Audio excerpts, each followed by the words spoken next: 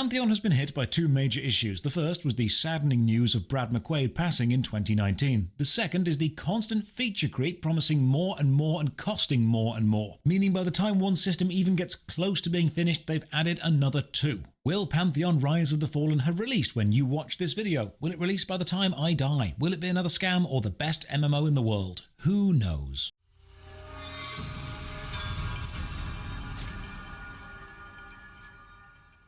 Well, I do, because Pantheon has finally been released. Well, at least kind of. It is still in early access and is expected to stay that way for approximately the next 2 years. But for now, we have at least a somewhat playable version of the game. But how playable is it really? And can new players even enjoy it without prior knowledge or guidance? I played the game as a complete beginner to old-school hardcore MMORPGs, and I knew basically nothing about the game, aside from the trailers and the mostly positive Steam reviews. So, will Pantheon live up to the reviews, and will it be able to hold my attention beyond the time it takes to make this video? Let's find out. Before we begin, just a quick note. This video is not a full review, nor is it an overview of the current state of the development, what's currently in the game, or what's planned for the future.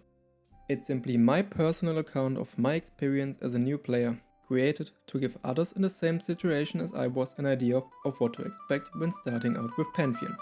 Okay, let's begin.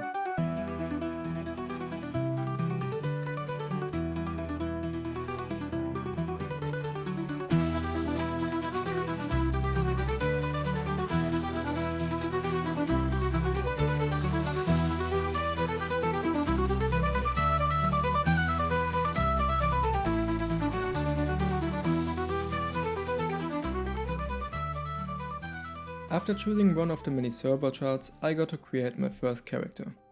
You can choose between humans, elves, halflings, red shrek, blue dwarves and dark some sort of fish people. Right now there are 12 classes to pick from and they are bound to certain races. I decided to play as a human necromancer, so I customized my character to the extent the game allowed me to. Which, to be honest, is pretty limited. That's not really a problem though, after all, the game is still in early access and I'm sure that more customization options will be added in the future. I also got to allocate my attribute points, but since I had no idea what they actually do, I just pressed the big auto distribute button and never thought about it again. And just like that, I was ready to enter the world of Pantheon Rise of the Fallen. And after a short loading screen, I found myself in a cave. You see, unlike most MMOs, there's no introductory cutscene explaining the world or who you are. Honestly, there is very little to none explanation at all. The game simply tells you how to move and how to use your abilities. Naturally, I clicked the scroll in my inventory and just like that I learned to summon my new bony companion, Wobab. The last thing the little tutorial box told me was to sit down by pressing the X button to regain health and mana, and how to examine my targeted enemies by pressing C, which will create a chat message that tells me how strong or weak the target is compared to myself. Obviously, I was eager to fight my first battle, and after extensively considering my chances against my first foe, the game told me that this small cave rat would indeed be an evenly matched opponent. Prepare yourself, little rodent. Your days are numbered. Ow!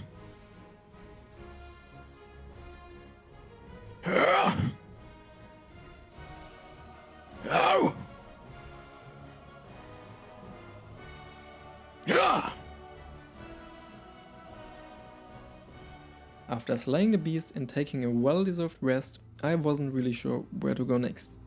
Therefore, I checked my inventory and found a letter from a mysterious man named Oleus, in which he explained that I should visit him in the center of the village Avelia.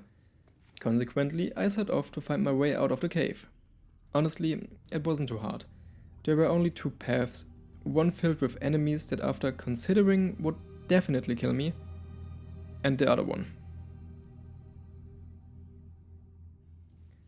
When I finally stepped outside, I was immediately greeted by sunlight, birdsong and trees, and a rock. A rock that told me I couldn't mine it yet, and that I should read the letter in my inventory to accept the tutorial. Well, thank you for the tip, my harshly edged friend, but I have already read the letter. Well, to be fair, that's a nice way to guide players who might have missed it. Also, as soon as my ears recovered from the last 30 minutes of echoing atmospheric cave farming, I realized just how impressively well crafted the sound design really is. Subtle music, birds singing all around me, crickets chirping in the fields, the muffled sound of footsteps on grass from the many players around me, everything fits together perfectly. I followed the path leading to a small bridge and encountered several fellow players, which reassured me that I was heading in the right direction. And after a short walk and multiple counts of trespassing, I finally found the author of the letter that led me here. So, after exploring the little village and resisting the urge to jump down the well, I finally gathered my courage to speak to Foreman Aldeus, who gave me a total of 6 new quests. These tasks serve as the basis for tutorials on gathering and crafting skills. But still, it feels a bit overwhelming to me to get 6 quests at the same time without any further guidance. After accepting the quest, I ventured into the wilds and literally just wandered around. I stumbled upon some ores, took down a few animals, found a low poly golem, managed to gather some loot, but not without running into a horde of skeletons that were determined to stop me from it. And thankfully, with the honorable sacrifice of Wobit, I was able to complete my quest. Rest in peace, Wobip. But after completing my task and receiving yet another badge, I found myself feeling bored. Wandering around looking for minerals to collect only to return to the quest giver and repeat the cycle didn't really appeal to me anymore. So I decided to try something different. That's when I stumbled upon an honorable courier who asked me to deliver a package to Elroy Flinshaw. Here's the twist: this game has no quest markers or map. The only clue I got was that Elroy is somewhere in Avalia and that he likes water. I gladly accepted the quest, and the game instantly punished me for my foolish decision. It gave me a debuff. The game actually reduced my speed because of the heavy delivery package. Honestly, that's such a nice touch. Remembering the dogs I'd seen in the village earlier, I decided to start my search there. But no luck. I also searched along the way. Still nothing. I kept looking, but Elroy was nowhere to be found. And after about 20 minutes of wandering around town with no success, I decided to do the one thing I dreaded the most.